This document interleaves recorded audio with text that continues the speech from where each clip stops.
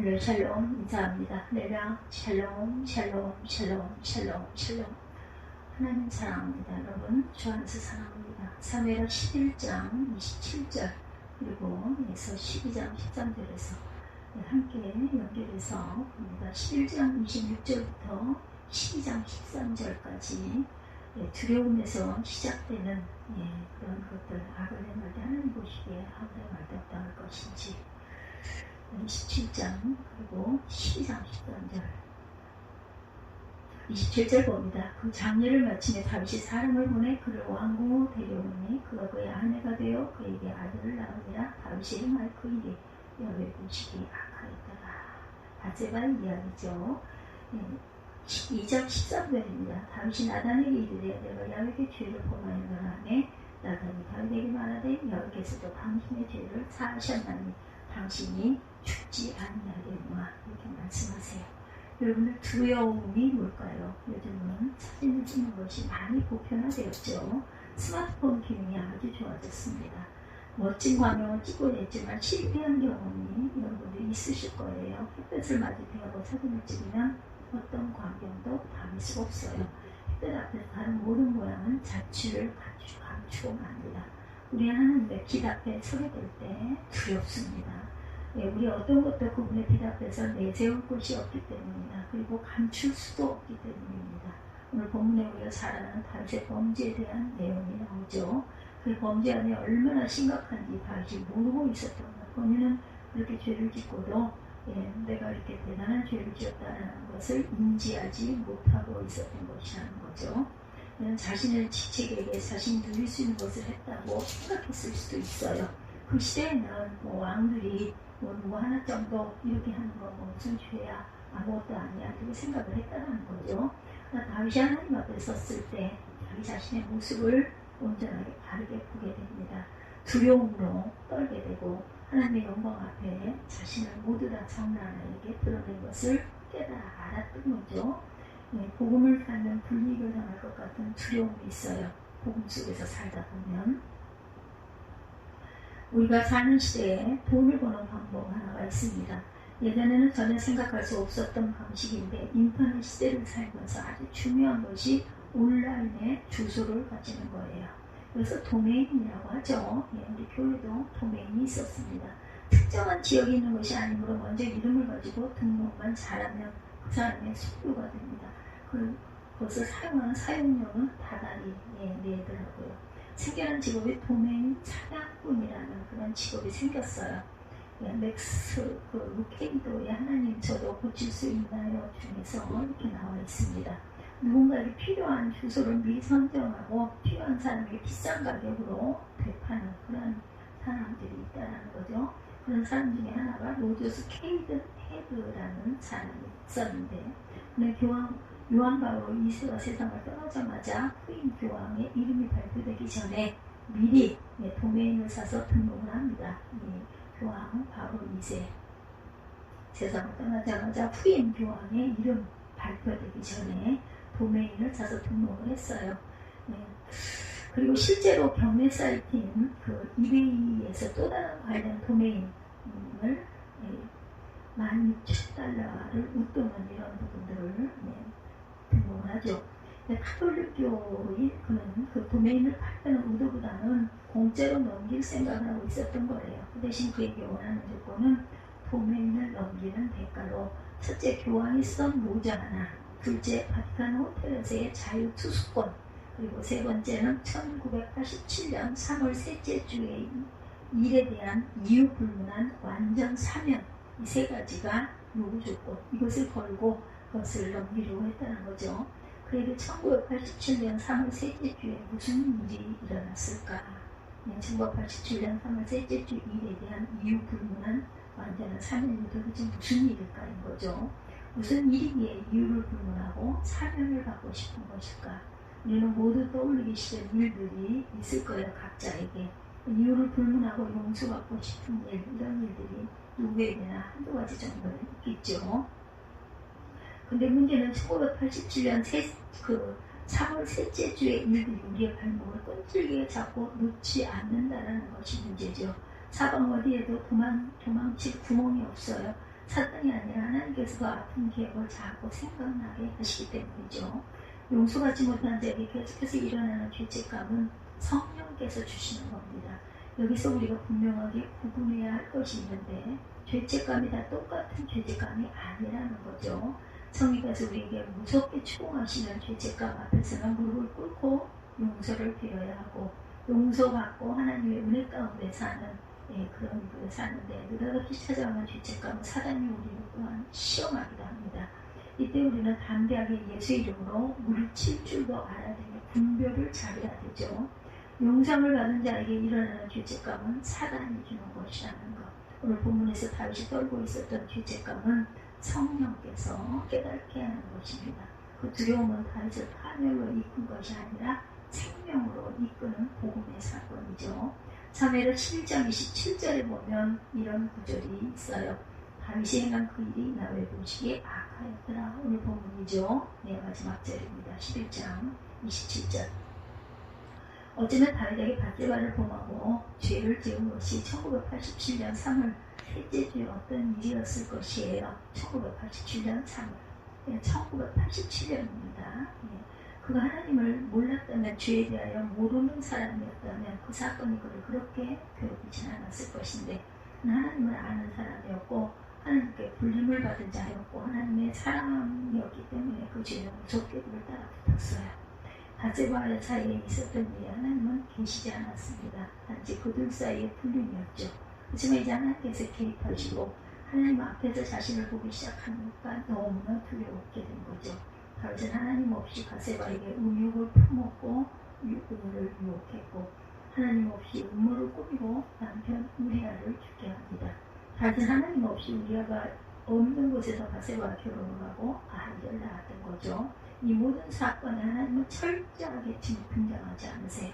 모든 일이 다윗이 꾸민 대로 죄를 덮고 피난도 엔비로 끝날 것 같았어요. 그러나 하나님께서는 이 사건에 등장하기 시작하면서 모든 상황은 달라집니다. 때가 되면 하나님께서 개입하신다는 것. 하나님께서 다윗에게 나단 선지자를 보내셔서 무섭게 죄를 추궁하시죠. 죄를 추궁하신 하나님의 마음은 미움이 아니라 아픔이었다는 것. 인간적으로 표현한다면 다윗의 힘 때문에 하나님께서 상처를 받으신 거예요. 사무엘하 12장 7절에서 9절 말씀을 봅니다. 내가 너를 이스라엘 왕으로 기름 붓기 위하여 너를 사울의 손에서 구원하고 내 주인의 집에 내가 집을 내게 주고 내 주인의 아내들을 내 품에 두고 이스라엘과 유다 족속을 내게 맡겼느니라. 만일 그것이 부족하였을 것 같으면 내가 내게 이것저것을 더 주었으리라. 그런데 어찌하여 내가 야훼의 말씀을 업신여기고 나보기 악을 행하느냐. 내가 칼로 햇사람 우리아를 치되 암몬 자손의 칼로 죽이고 그의 아내를 빼앗아 내 아내로 삼았도다. 이렇게 무섭게 하나님의 심판이 시작이 됩니다. 무섭게 그의 죄에 대해서 추궁하기 시작하죠. 그 죄의 뿌리를 제거하지 않으면 하나님의 관계가 회복되지 않기 때문입니다. 이제 다윗은 두려움에 떨기 시작해요. 하나님께서 그의 모든 수치를 아셨다는 것이 두려움이죠. 다행스러운 일은 그 무서운 죄를 하나님께서 용서하셨다는 겁니다. 끝나지 않았던 죄가 하나님 앞에 직면되는 순간 용서를 받았다. 사무엘하 12장 13절이죠.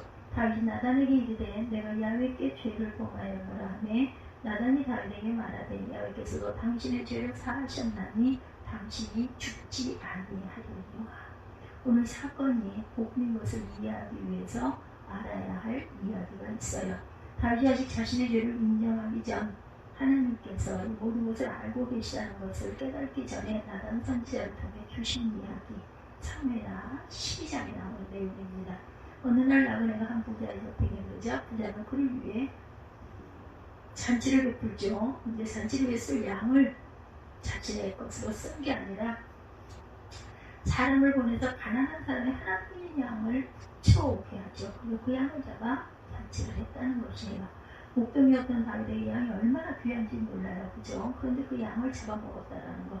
그것은 양을 많이 가진 자가 하나뿐인 양을 빼앗았다는 것. 이야기를 들었을 때 다윗은 그 부자를 용서할 수가 없었어요. 이 일을 행한 그 사람은 마땅히 죽을 자라 그가 불쌍히 여기지 아니하고 이런 일을 행하였으니 그 양 새끼를 4배를 갚아줘야 한다. 오늘 12장 5절에서 6절 내용이죠. 다윗은 분노했고 용서하지 못할 자라고 말합니다. 그때 나단이 손을 들어 무섭게 지적하죠. 그 사람이 바로 당신입니다. 우리아를 죽이고 하나뿐인 아내를 갈취한 사람 아닙니다. 그런 마땅히 죽임을 당하지 않지만 하나님은 그를 용서하셨습니다. 1987년 3월 셋째 주의 일을 하나님이 용서하셨다는 거죠. 그 하나님과 대면했을 때 두려웠지만 무섭게 추궁을 당했지만 용서하셨다. 복음은 두려움에서 시작이 된다는 것입니다. 오늘 여러분에게 찾아오는 두려움이 있다면 그것은 저주가 아니고 축복의 시작이라는 것. 여러분이 하나님 앞에 서 있다는 증거이기 때문이죠. 이제부터 우리 삶의 기준이 나의 의의가 아니라 하나님의 의의가 작동하기 시작하는 순간입니다. 또 다른 두려움이 옵니다. 하나님을 접하기 전, 하나님을 알기 전 우리는 두려움을 가지고 있어요. 거룩하신 하나님 앞에 우리의 허물이 드러나는 것이 두렵기 때문이죠. 우리의 모습을 보고 그분이 어떤 심판을 하실지 상상할 수가 없어요. 사무엘하 9장에 두려움으로 떠난 한 비참한 인간의 이야기가 있습니다. 사울왕의 손자이고 요나단의 아들이었던 무비보셋의 이야기죠. 여러분들 다 아실 겁니다.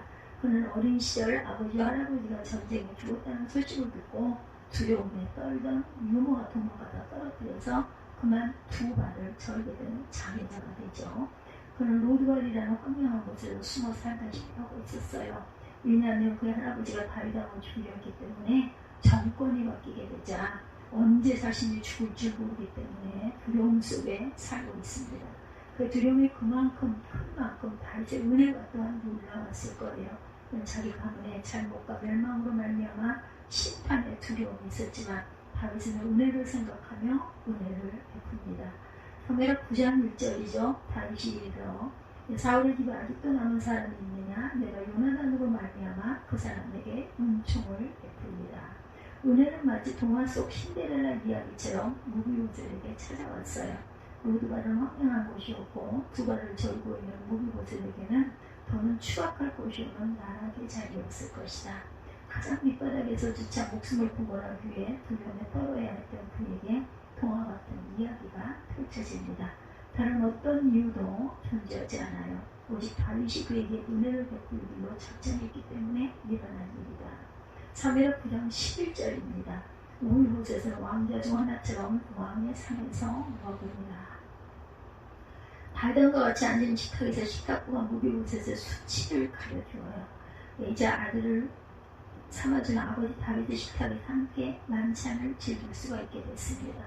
이건 지금 십자가에서 그는 내 이름 바꾸셨네. 찬양 여러분 많이 하시죠? 십자가에서 그는 내 이름 바꾸셨네. 고아에게서 아들로 거기에서 용납으로 죄인에서 의인으로 바꾸어 주셨네. 십자가에서 그는 내 이름을 바꾸셨어요. 십자가에서 그는 내 이름을 바꾸셨습니다. 저주에서 축복으로, 원수에서 연인으로, 창기에서 신부로 바꾸어 주셨네.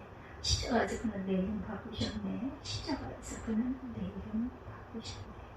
이제 우리에게 용기가 생기죠. 우리를 떨게 했던 두려움을 향해 담대하게 외칠 수 있게 됐어요. 이미 십자가에서 예수님이 우리의 이름과 신분을 바꾸어 놓으셨기 때문이라는 거죠. 십자가에서 이 찬양이 다 끝나서 꼭 한번 해보십시다. 한동안 많이 불렀었어요. 자꾸 잊어버리는 게 문제입니다. 이겨놓고 싸운다 이런 이야기가 있죠. 죄를 직면하는 것은 두려움이죠. 그렇지만 치지 않는 두려움이라는 거죠.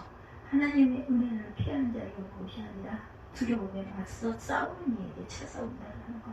성경에 우리가 정말 이해할 수 없는 인물 중 하나가 야곱이죠. 그가 하나님의 축복을 받는다는 것이 마음에 걸릴 때도 있습니다. 성경에 나타난 야곱은 이름도 사기꾼이다 이런 뜻을 갖고 있다고 하죠. 형을 속였고 눈에 보이지 않는 아버지를 속인 몹시 나쁜 사람. 그가 형을 피해 삼촌 나만의 집으로 도망을 갔고 거기서 사랑하는 아내를 얻습니다. 그렇지만 자기 자산을 늘리려고 또한 자민을 속여서 좋은 가축을 자신의 소유로 만든 사람이기도 해요. 결국 아무도 보지 않는 틈을 타서 가족과 재산을 가지고 도망을 주랭랑을 놓은 인물이기도 합니다. 그는 참 기열한 인간이었는데 어쩔 수 없는 상황으로 하나님과 또한 씨름을 하게 되죠. 야복강가에서. 그곳에서 그는 결국 인과 음보의 위기를 맞게 됩니다. 고향으로 돌아왔으나 형을 만날 수 없는 상황. 본래부터 싸움을 행했던 형을 만난다는 것은 목숨을 잃을 수도 있는 일이었기 때문에 두려워서, 그렇죠. 야곱은 끝까지 비열합니다. 자신의 가족과 가축을 먼저 형에게 보내고 자신은 뒤에 떨어져 남습니다. 중요한 것은 그가 그곳에서 문제 가운데 도망한 게 아니라 직면하여 싸우게 되었다는 거죠. 이전에 그는 문제를 피해 도망다니고 문제를 이기려고 사기를 치던 사람이었는데 히브리어로 약복은 씨름하다라는 뜻을 갖고 있어요. 약복과 아닌 약복, 씨름하다. 그의 자격으로가 아니라 문제 가운데 씨름하며 하나님을 만나고 하나님의 은혜를 경험하게 되는 순간입니다. 성경이 자신의 과거와 실수 때문에 문제에 직면했던 많은 사람들이 있어요. 그리고 문제에 맞서 씨름했던 사람들의 이야기가 많이 있습니다. 문제에 맞서 씨름하고 눈물을 흘렸던 사람들은 예외 없이 하나님께서 다시 사용하시고 회복시키셔서 은혜를 다 베풀어 주셨어요. 다윗이 바세바와의 관계에서 죄를 짓고 괴로워하던 때 그런 침상에서 눈물을 흘리며 하나님과 대면하여 씨름합니다. 그래서 회개가 중요해요. 삼손도 나시린으로 부름받은 사람이었지만 여인에게 정신이 팔려서 사명을 잊어버리고 머리카락이 잘려 비참한 가운데 있을 때 씨름하며 마지막 수치를 회복합니다. 엘리야도 그의 성공적 사역 다음에 찾아오는 낙심 가운데 광야에서 세미한 음성을 듣고 힘을 얻고 다시 사역지로 돌아가죠. 베드로 역시 닭이 울기 전 3번이나 주님을 부인했던 순간을 생각하며 수치 속에서 눈물을 흘렸고 다시 주님을 만나 사역지로 돌아갑니다. 중요한 것은 어두운 과거의 기억이 아니라 그 두려움과 맞서 싸우는 용기가 부족하다는 거예요. 늘 어두운 과거 경험과 죄는 우리의 발목을 잡습니다. 그리고 우리에게 선택을 요구합니다. 도망칠 것인가, 씨름할 것인가. 도망을 간다는 것은 당장 우리의 삶을 편안하게 할 수 있어요. 문제를 잊어버렸다고 착각할 수도 있습니다. 그렇지만 해결되지 않은 문제는 우리는 늘 괴롭히고 있다는 것. 씨름한다는 것은 고통스러운 일이죠. 우리의 수치를 다시 들여다본다는 것이 유쾌한 일이 아닐 것이에요. 그렇지만 씨름하며 하나님을 붙들 때 환하게 떠오르는 태양을 맞이하게 될 것이라는 것. 야곱이 약복나루에서 씨름하고 나서 그의 형 에서를 만나러 가요. 희망이 생겼어요. 그렇지만 그가 씨름하며 입은 상처로 다리를 절면서 가야 하죠.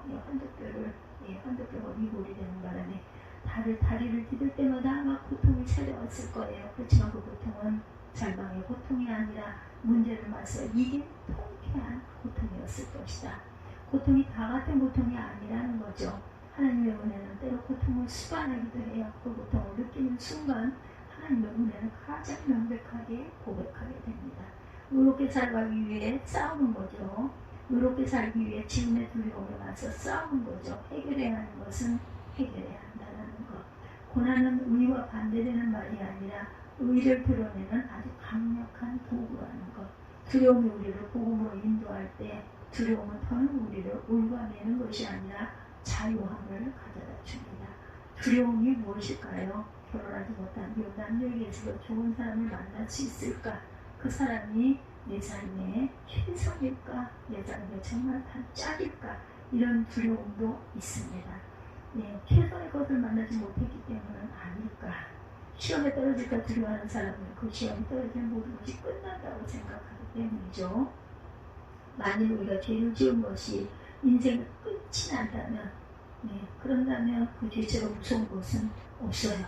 죄로 말미암아 다가오는 두려움을 어떻게 이길 수가 있겠는가. 중요한 것은 죄 때문에 찾아오는 두려움이 우리를 복음으로 인도한다는 것이고, 그렇게 경험한 두려움은 우리를 자유하게 할 것이라는 거죠. 우리는 왜 실패할 때마다 그렇게 두려워할까? 이유는 확신이 없기 때문이에요. 두려움으로 시작했을지 모르지만 이제는 그 두려움을 이길 줄 알아야 되겠다. 사무엘하 12장 13절 오늘 본문입니다. 다윗이 나단에게 이르되 내가 여호와께 죄를 범하였노라 하매 나단이 다윗에게 말하되 여호와께서도 당신의 죄를 사하셨나니 당신이 죽지 아니하리라. 죄에 대한 두려움으로 하나님 앞에 떨었으나 이제 그 죄에서 자유함을 받았다. 하나님께 더는 그 죄로 말미암아 죄를 가슴에 품지 않으시겠다는 거예요. 하나님께서 생각도 안 하게 기억도 안 하겠다고 그러시죠. 죄에 대한 두려움으로 하나님 앞에 떨었지만 그 죄에서 이제는 자유함을 얻었다. 더는 그 죄로 말미암아 죄를 가슴에 품지 아니하시겠다. 기억도 안 하시겠다. 두려움이 축복이라는 것을 경험하는 저와 여러분 되시기 바랍니다. 그 두려움이 변하여 기도가 될 것이고 찬송이 될 것이고 전날의 한숨이 변하여 노래가 될 것이다. 두려움은 극복되고 이겨야 할 대상이다. 두려움은 결코 피한다고 해결되는 것이 아니기 때문이죠. 오늘 여러분의 삶에 죄를 이기는 미리컬한 복음이 일어나기를 소원합니다. 죄를 진멸할 때 죄를 이길 수 있기 때문이다. 이 세상에 불의한 일은 우리가 무시하거나 숨어야 하는 것이 아니라 우리의 최후 승리를 믿는 사람들이 되어서 직면할 줄 알아야 되겠다. 십자가에서 우리의 신분을 바꿔주셨어요. 주님께서 그 신분에 걸맞는 삶을 살아갈 능력이 우리에게 주어졌다라는 것. 단지 우리가 그 능력의 칼을 뽑지 않았을 뿐이라는 것. 두려움으로 시작했을지 모르지만 믿음의 방패와 구원의 투구를 쓰고 성령의 검을 휘두를 차례가 지금이라는 것을 잊지 않는 저와 여러분이 되시기를 주님의 이름으로 축복합니다.